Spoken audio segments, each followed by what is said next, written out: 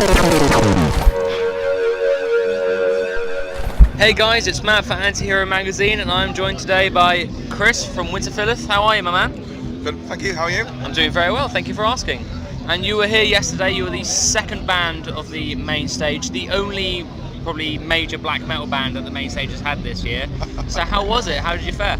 It was great, thank you. Yeah, we really had a great time on stage. It was a cool experience for us. You know, as you said, black metal's not always one of those things, with the exception of a few bands, you know, emperors of this world that can hold a main stage. So I was really pleased that we had the opportunity to do that and bring our music to people, despite it maybe being at the wrong time of day for a black metal show. But you know, it was great. A really big turnout for us, and the atmosphere was great. I thought we played really well, and I was really happy with it. And you're probably one of the biggest British black metal bands, I think it's safe to say. So when it comes to like the emotional and heavy tones of black metal, what made you want to take that and apply it to like these serene British landscapes and that sort of atmospheric vibe? What made you want to combine those two things? Well, I mean, I think that the atmosphere of those places is quite special. I mean, I think that that's one important thing, but not to divert the question slightly, but the main focus is really kind of around history and culture and the impact of history and culture and why it's important. And I think that one affects the other in the sense that, you know, we live in such a kind of busy capitalist world that we sort of denigrate a lot of our natural resources all the time, and that kind of plays into the environmental side of things, really. And and so the landscape becomes important because of how spiritual an experience it can be to kind of go on a walk and go and experience the outside world, I suppose, and how we as a society just seem to forget that it's a really beautiful and kind of serene thing, and how spiritually refreshing it can be to kind of go and do that stuff because we're so busy making iPhones and whatever else that we do these days. So I suppose we wanted to talk mainly the band about history and culture and link that to the environment and things like that, because it's one of those things that's kind of treated as a little bit unimportant in this day and age. If you think about, I don't know, when we were kids at school in this country, you know, we got taught music, we got taught history and all those kind of things, whereas now you got taught revisionist select history, you don't get any music lessons, and I think, you know, it's the artists and the musicians that create social movements. If you take that away, you take away the ability to kind of question leadership, question government and all those kinds of things. And so I think it's really important that we discuss some of those issues, you know, for all the flack we've probably had for it over the years, to try to challenge those opinions, because even if you agree or disagree with anything that anyone says, it's good to have open discourse. And I think we live in an era of, you know, polarized left versus right, and you can't be friends with you if you're this, or we can't talk if you're that, and actually it just shuts down the idea of discourse, the idea of creativity, artistry and all those kind of things. And if you see how badly that affects some areas of the world when you're not allowed to make music, you're not allowed to paint, you're not allowed to be expressive, you know, I think it's really important that we keep challenging those ideas and keep making sure that, you know, can happen for the next generation of kids coming through schools and, you know, all that sort of stuff. And you mentioned earlier that Winterfylleth focuses on history and culture in the lyrics. Are there any particular moments of history that you enjoy going to above all else?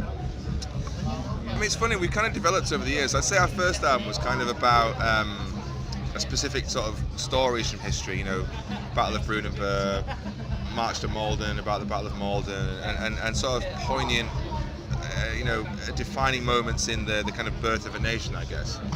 Whereas latterly, it's kind of been a bit more read between the lines, if you like. So, speaking more about wider social context, about how, you know, governments take away people's freedoms, about how, you know, where through our kind of politics and wrangling, we're trying to get control of the world's population to the hands of fewer and fewer people. You know, there was obviously in England it's been really kind of polarized last 12 months about leaving the European Union,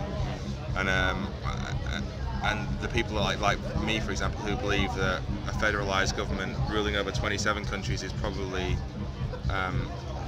more on the road to a single global government than 27 member states managing themselves. And for all it's good, single currency, freedom of movement, all those kind of things that people love, actually, I worry about the shrinking of the kind of power structure of society towards a few people. And so we've talked lots about those kinds of things over the years. We talked a lot about the exploitation of natural resources and landscape, and invading countries for their resources and all that sort of stuff. And world politics seems really complicated when you think about it, but actually it just comes down to who's got something that we want.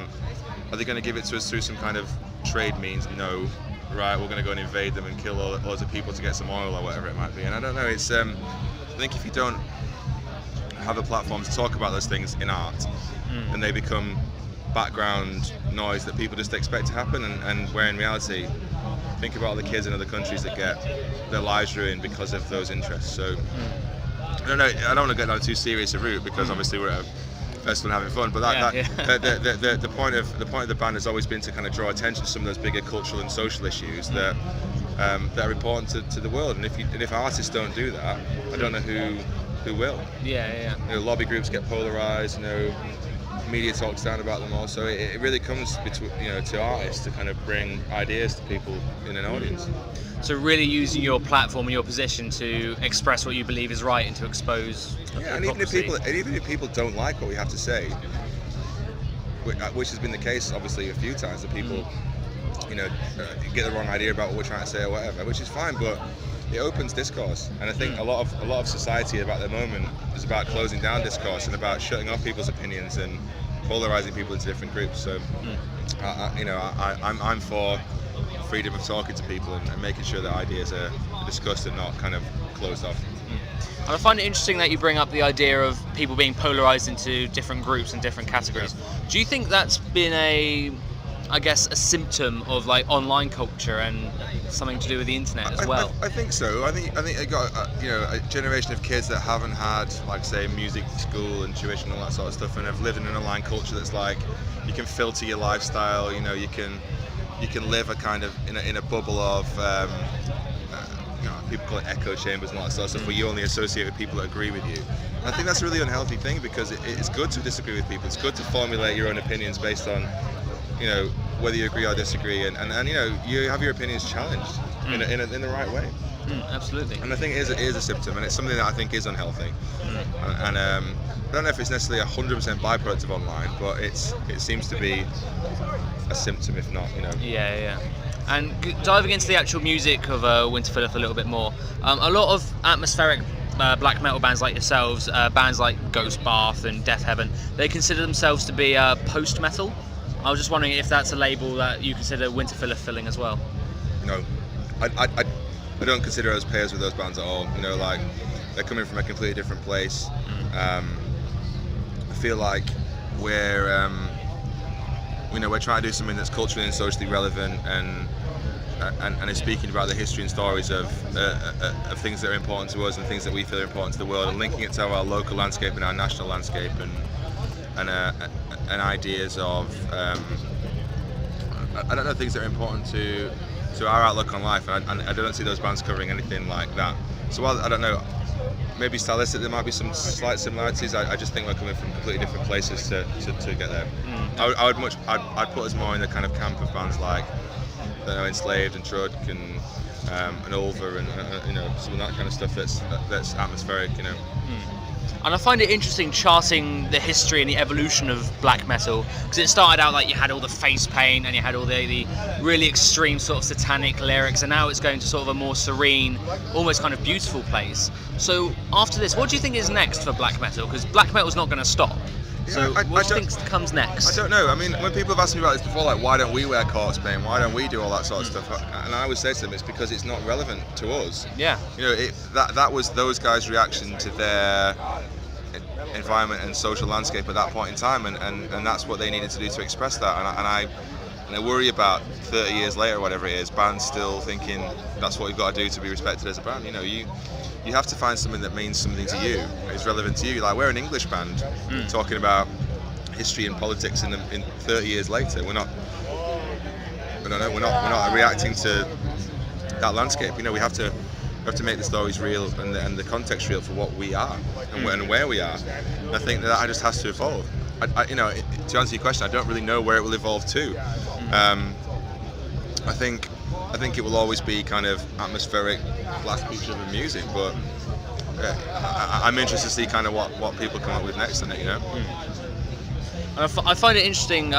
We spoke about earlier about how society is dividing into categories, but it seems like the world of metal. I don't know if you agree, but it seems like the world of metal is the opposite. Like genres like black metal are becoming more beautiful, and genres like thrash are becoming more and more progressive. So it is now probably the most exciting time to be a metal band. Do you think? I don't know. I think it's hard to be a metal band now. Actually, yes, I think it's exciting in the sense that there's lots of influence and lots of things you can kind of take your lead from. But actually, it's really hard to be a metal band now. You know, whereas you could write a really great album in 1990 and 500,000 people would buy it 6 months later. So now, every man and his dog's got a project. Yeah. You know, you can put something out on a media platform like Bandcamp or whatever it is, you know, SoundCloud and all those kind of things within days of recording it at home. I think there's lots of stuff you have to wade through to really find the quality anymore, actually. So while that kind of might kind of help the cream rise to the top, I think as a new band, it's really, really hard to get your voice heard, actually. And so yes, the opportunities are exciting for you if you can get there, but I think you've got a lot of different challenges to overcome in 2017 than you did, say, in the 1990s. Yeah. And with the metal world being that full and that saturated with so many bands and so many projects, what is it that you think has made Winterfylleth stick out and get a very dedicated following all of its own? I don't know. Lots of things. I think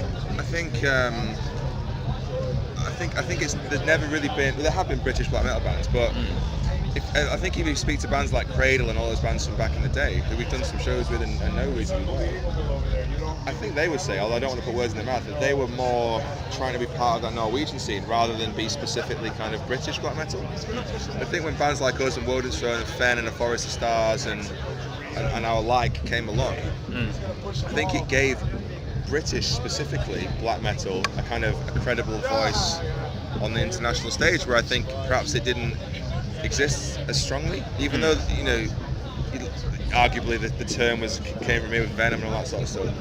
I think it was never credible here, you know, until a few bands like us kind of pulled through and managed to kind of bring it to a new level. So, you know, I hope that kind of opens up a few doors for people to kind of go and do stuff in the future and have a platform for it. And I think for bands coming through, you need a few bands kind of paving the way to make sure that the next guys have got something to aspire to. And one last question before we wrap up. I have to ask the cliched question. You're still touring to promote The Dark Hereafter from last year, so I must ask the cliche: is there any new music in the works? Any plans for a new album? Yes, we've about 4 weeks ago we finished a new album that's coming out next year. Oh, sweet. I mean, there's stuff to come in the middle of that, actually. It's our 10-year anniversary, so we're doing a 10-year anniversary tour in September and October. Yes. The stuff's all our old back catalogue's being repressed on CD and vinyl. And then sort of January, February next year, we're doing a new album, 6th album in total. That's a fully acoustic album, actually. Oh, brilliant. So we've gone down that route for, you know, it's not like we're not decided to turn into an acoustic band or something. Yeah. But we thought it'd be really interesting to explore some of the more kind of atmospheric interlude stuff we've done and turn it into proper songs and see if the band could, I don't know, dive a bit more into that kind of folk element that we've always used in the metal but never really used in songwriting as traditional folk songwriting. So we've gone on the route of cellists and violin players and lots of voices and acoustic guitars this time. So I feel like it sounds like Winterfylleth, but I'll be interested to see what people think about it. Yeah, definitely sounds very intriguing. So vocal-wise, does that mean same as usual or much more clean? No, it's completely clean. So all sung vocals, lots of layers of choral vocals, cello parts, multiple string arrangements. So I think we've made it hard for ourselves to kind of do some shows with that stuff. So it might mean a few intense weeks of playing with string quartets and heaven knows what the logistics involve. But I think it's good to challenge yourself to do something. Absolutely. The kind of the themes of it are still very related, and it's still the same people involved in it. It's just the same emotions through a different medium. If that doesn't sound too kind of pretentious. No, that sounds fair enough. I think we wanted to try and explore some of those kind of atmosphere and emotive sides of our songwriting, but through a different platform. So I don't know. I look forward to the critique from people like yourselves when you get the chance to hear it in a couple of months' time. So we're really excited about it. let's see what happens. You know? I'm looking forward to it already. It sounds like it's going to be good. Yeah. So yeah, everyone go and pick that up next year when it hits shelves. Until then, just listen to the Dark Hereafter for a few months. Thank you. Yeah. And yeah, Chris from Winterfylleth, thank you so much for your time, man. Appreciate it. Thank you. Thank you, man. Cheers.